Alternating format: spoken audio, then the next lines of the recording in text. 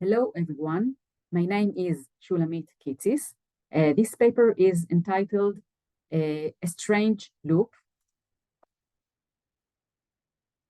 Three Metamorphoses for One Autoethnography, Research, Academic Writing, Performance, and Creative Nonfiction.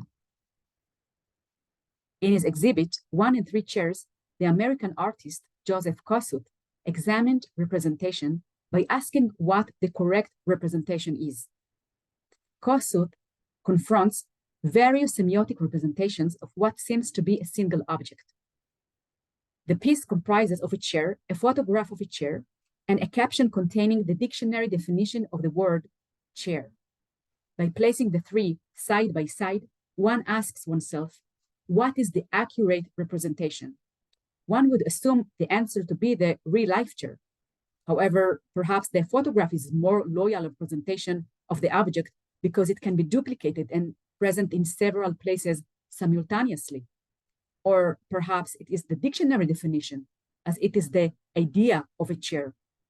Or maybe postmodern approaches view each of these representations of equal value to the others.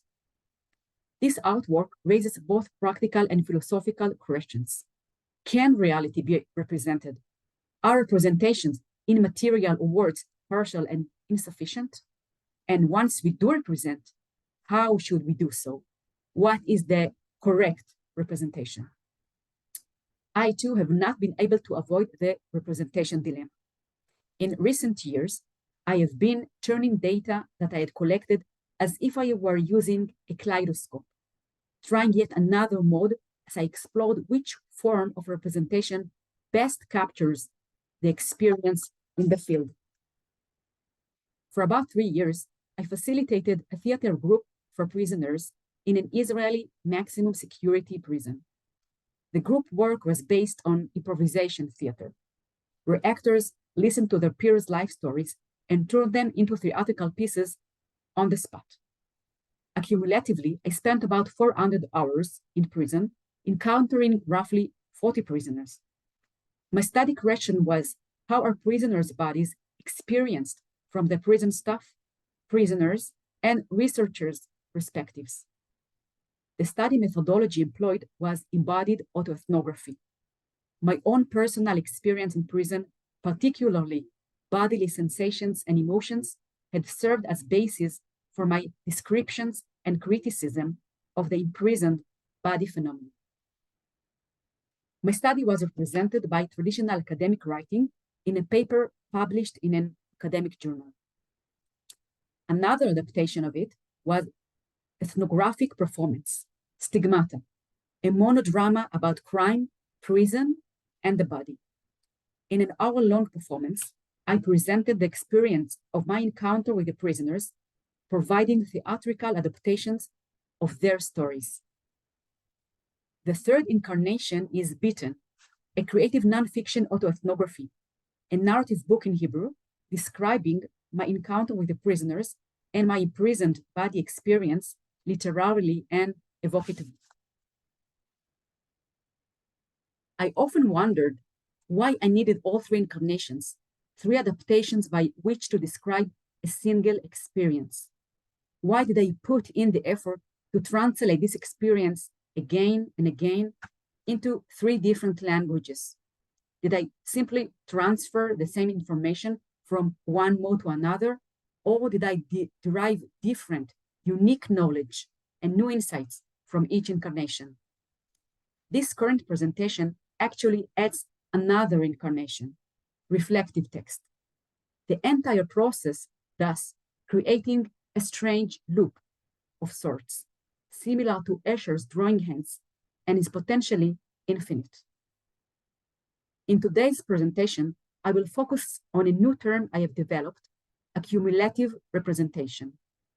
I will list 3 views on representation of research findings: methodological pluralism, fictional artistic representation as being better than reality itself, and finally, I will describe creative representation as an invitation to create the next representation. So the first view is methodological pluralism. Methodological pluralism is a concept coined by Tom Barone and Elliot Eisner, and it has its underlying assumption of the inability to catch the line of either subject or experience. But the obvious conclusion, whereby we cannot represent at all, is rejected. We don't want to lose the past just because it can only be partially known. Methodological pluralism maintains that any methodology is partial and can provide certain insights. The subject can therefore only be touched if it is attacked from several directions. No single chair is correct or genuine. Each representation is of a different cherry quality, and all three together successfully capture the object's multidimensionality. Much like the qualitative notion of triangulation or crystallization, methodological pluralism contends that accumulative representation of the experience or object is fuller. My two metamorphoses of my experience in prison, stigmata and beaten, are dissimilar in nature and harbor different qualities. To use the terms coined by Diana Taylor, stigmata is repertoire. Every show is a physical, one-time, and unique performance. In the short, limited time during which performative representation is realized, the actress and audience share the same space and time and undergo the same experience simultaneously. The performance is affected by the audience's makeup, its presence during the show, and its reactions following it. Audience feedback also affects future performances, turning stigmata into an ongoing process. The theatrical medium is succinct and compact. Study findings are presented within a short and limited time. The ability to represent different occurrences and various interpretations at the same time and in the same space compensates for its conciseness.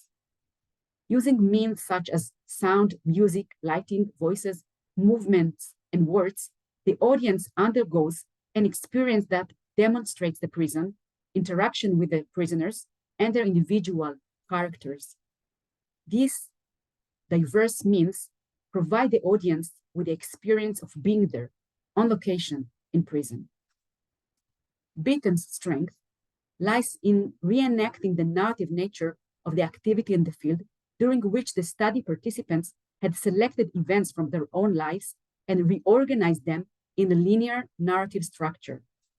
Writing Beaton required the planning of a storyline that has a beginning, middle, and end. The diary genre used in the book underscores the linearity typical to narrative representation. The process of reading is linear too, and spread over time. Readers read in their own free time and choose to read it all at once or take breaks while reading. The artist and audience do not depend on one another. From these perspectives, Beaton is archive. It is tangible, and its content is final and consolidated. View is that artistic and fictional representation are better than reality. If the former approach centered on the limitation of representation, the second highlights its strength and supremacy. Because it is fictional, artistic representation enables us to understand reality better. Patricia Levy brings the Holocaust as an example. It is a historical event beyond human comprehension, and in such cases, artistic representation and storytelling are essential. Through art, we are better able to enter into and understand this unimaginable event. Fiction allows us to imagine, wrote Levy. Artistic representations of the Holocaust allow us to bear witness. Readers can imagine the experience, walk in the character's shoes, and by doing so, get closer to the event and feel empathy and compassion toward those who have experienced it. Even if we were to think of examples less extreme than the Holocaust, ethnographers in this postmodern era are well aware of their inability to fully comprehend any given phenomenon. Knowing that our perspective is merely partial and that we are trapped in paradigms and preconceptions, artistic representations suggest that we practice freeing our minds. Readers or spectators are invited to a world that, while familiar and recognizable, is also make-believe. An imagined realm created by the researcher artist. Artistic representation leaves room for the recipient's imagination and interpretation. The combination between fact and fiction creates productive ambiguity, as Baron and Eisner called it, allowing viewing and reading that are not concrete, fixated, or closed.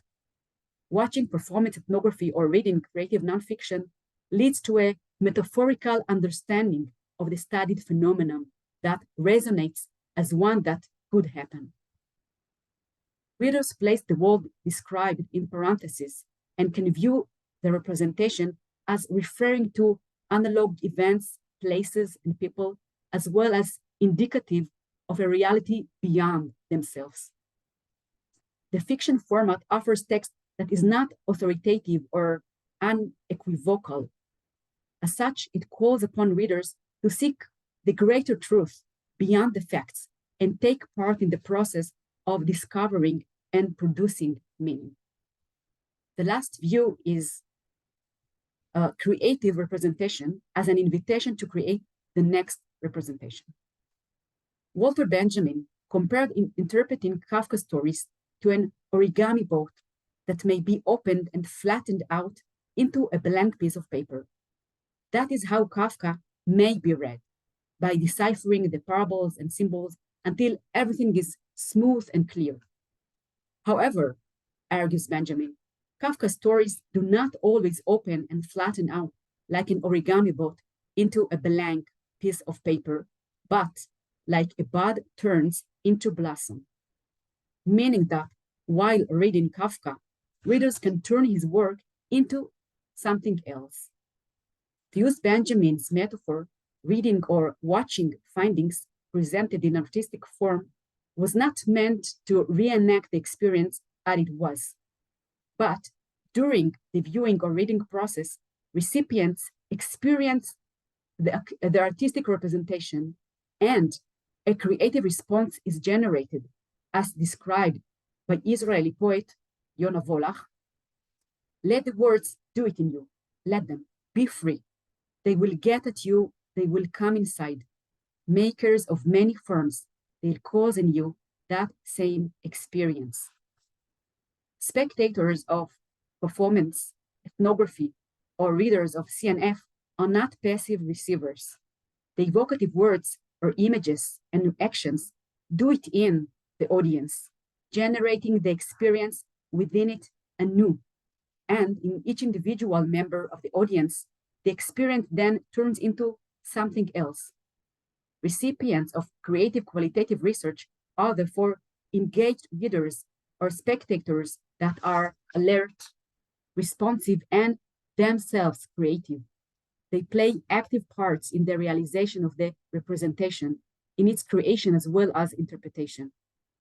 Otzvat and Bochner describe how the evocative autoethnography written by Bochner about his relationship with his father had evoked a strong emotional response in Otzvat, like a spell, leading him to create an artistic collage.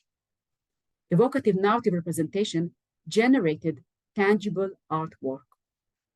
I myself underwent the same meaning in motion process. Stigmata, my performance ethnography, generated an academic paper, which in turn led to the CNF beaten. In this sense, representation does indeed create a strange loop. It generates the next creative resonance among researchers and audience, and as such, is a circular or spiral process that is potentially infinite. In one of the chapters in Beaten, I describe a game I play with the prisoners, a version of Spin the Bottle, during which the person to whom the bottle is pointing picks up a card and answers the question written on it. It is Eyal's turn. He picks up the last card. If you want to receive a small package now, who would you want it to be from? Eyal speaks slowly. If I want to receive a small package, he utters each word carefully. I'd want it to be from my daughter, Liraz. We have no contact whatsoever. I'd like the small package to contain a small note that says, I want to see you. To me, performing stigmata and writing bitten, as well as presenting this paper, are that note which I deliver to you. During those moments of listening, of mental representation, perhaps the next metamorphosis is being generated, the next link in the representation chain forged. Thank you.